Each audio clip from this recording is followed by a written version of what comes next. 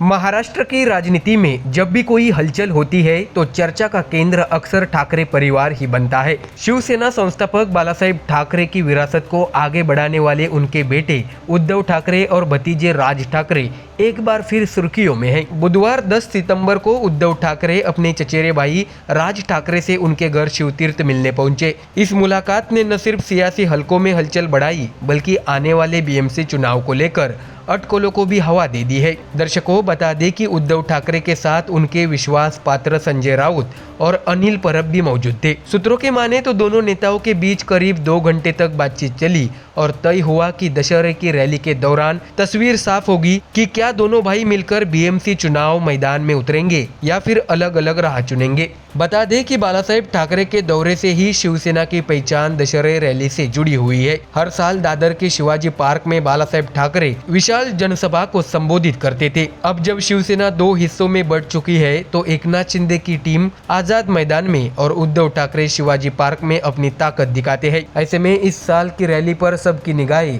इसलिए भी होंगी क्योंकि यहाँ से ठाकरे ब्रदर्स के रिश्ते और गठबंधन को लेकर बड़ा संकेत मिलने की उम्मीद है। बता दें कि पिछले 2 हफ्तों में यह दूसरी बार है जब उद्धव ठाकरे और राज ठाकरे आमने सामने बैठे। इससे पहले गणेशोत्सव के मौके पर उद्धव राज के घर पहुंचे थे, तो वही इससे पहले जुलाई 2025 को दोनों नेताओं ने सालों बाद एक साथ मंच साझा किया था। उसी वक्त से यह कयास लगाए जाने लगे थे कि शिवसेना यूबीटी और महाराष्ट्र नवनिर्माण सेना में नजदीकियां बढ़ रही है। इतना ही नहीं, जुलाई के अंत में राज ठाकरे उद्धव के घर भी गए थे और उन्हें जन्मदिन की बधाई दी थी। ऐसे में यह मुलाकातें बताती है कि रिश्तों की बर्फ पिघल रही है, मगर राजनीतिक गठबंधन को लेकर अभी भी स्थिति स्पष्ट नहीं है। ऐसे में दर्शकों, दिलचस्प बात यह है कि हाल ही में कांग्रेस नेताओं ने भी उद्धव ठाकरे से मुलाकात की थी। उन्होंने साफ शब्दों में पूछा कि क्या राज ठाकरे के साथ हाथ मिलाने की तैयारी है। यानी यह मुद्दा ठाकरे परिवार तक सीमित नहीं रहा बल्कि महाराष्ट्र की पूरी विपक्षी राजनीति के लिए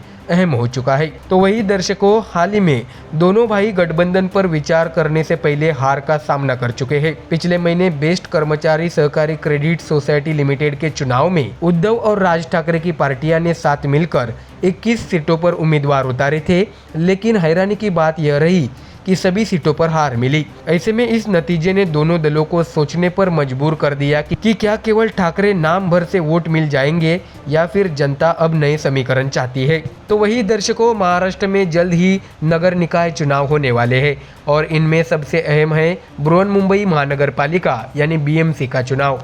बीएमसी देश का सबसे अमीर नगर निकाय चुनाव है और लंबे समय तक शिवसेना की पकड़ यहाँ मजबूत रही है।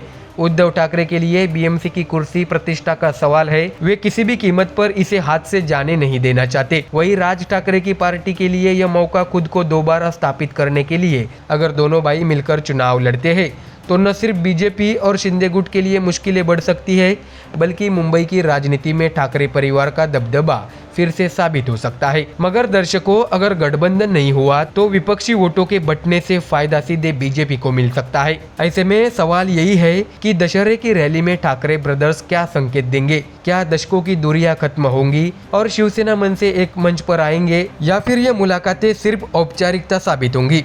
राजनीति के जानकार मानते हैं कि ठाकरे भाइयों के बीच गठबंधन आसान नहीं होगा क्योंकि दोनों के समर्थकों और कार्यकर्ताओं के बीच प्रतिस्पर्धा गहरी है। लेकिन अगर यह संभव हो गया तो महाराष्ट्र की राजनीति में बड़ा बदलाव देखने को मिल सकता है।